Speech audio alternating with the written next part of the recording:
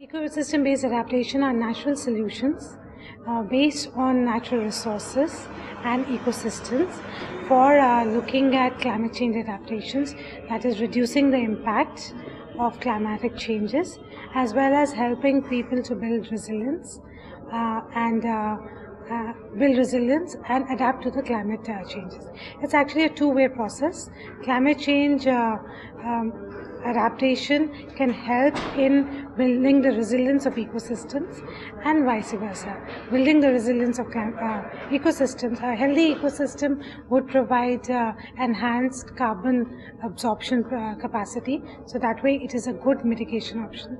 It would also be a first line of defense to your climatic changes.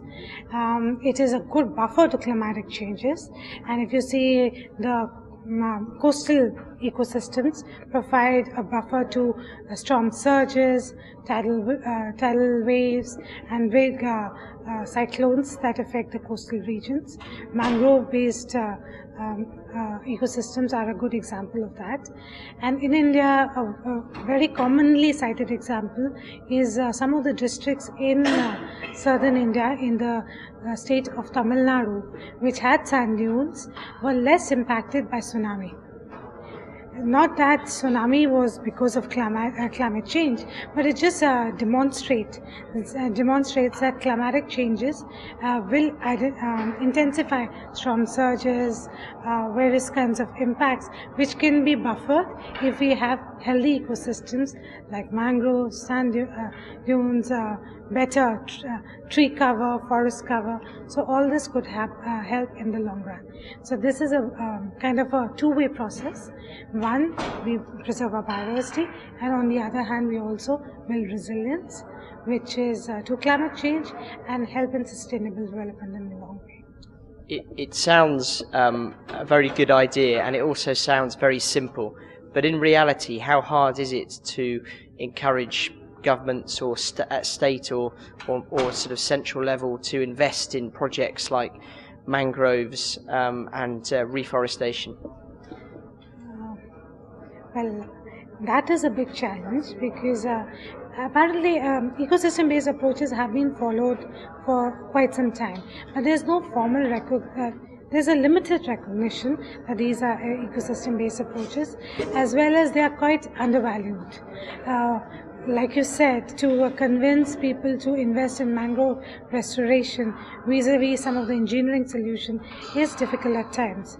But if you actually see, these are more acceptable by the local communities.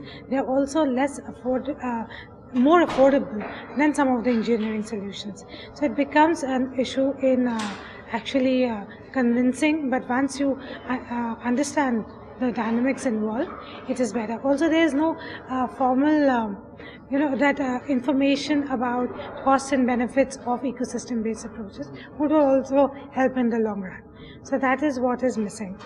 But if you actually see, after the cyclone Alia struck the Sundarban coast, some of the strategies that were adopted for adaptation and conservation of the coast were what local tradition was based on, and which are ecosystem-based approaches, which was not engineering solutions. And if you see some of these such examples, it just goes to show that these are affordable, these are available, and we just need to invest in them.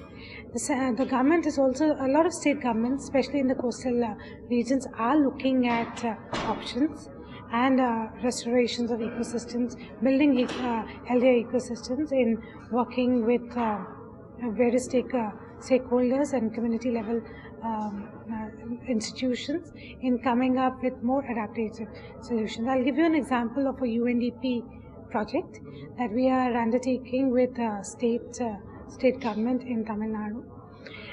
It's on Gulf of Mannar, where it's a biodiversity project to help in the sustainable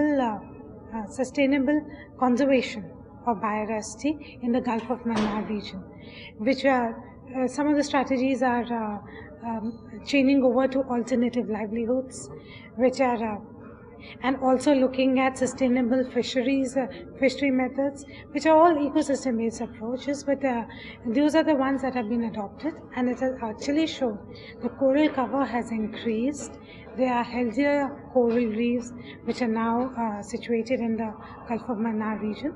At the same time, the economic situation of the communities have gone up. And also, once the coral cover is better, it also impacts the climatic buffering that I talked to you about earlier. So it is a whole integrated approach that has been tried out in that region. Similarly, we are now coming up with, in support of government programs, to look at other coastal areas. We are undertaking a project in Korenga Coast, in the Malvan Coast, to look at integrated approaches, more at a landscape or a regional level, which incorporates ecosystem-based approaches and the whole strategies that have been identified for those regions.